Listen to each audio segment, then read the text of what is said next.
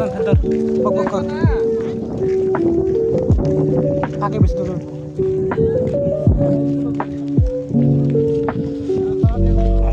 দেখতে পাচ্ছি এখন আমরা এই মুহূর্তে আসছি কামালপুর স্থলবন্দর। সাথে আসছে আকরাম, আব্দুল করিম, রফিকুল ইসলাম এবং হুসাইন এবং আমি রমজান।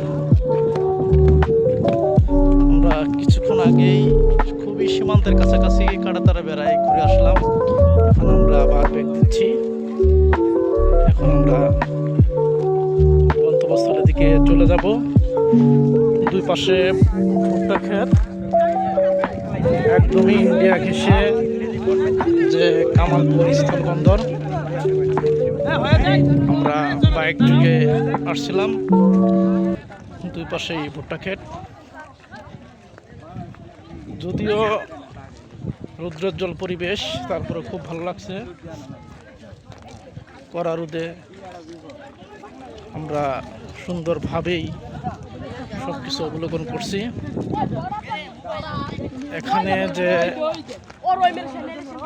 ডাউন প্লেস দেখছি, সেটা এর ওদিকে আর গাড়ি নিয়ে যাওয়া নিষেধ।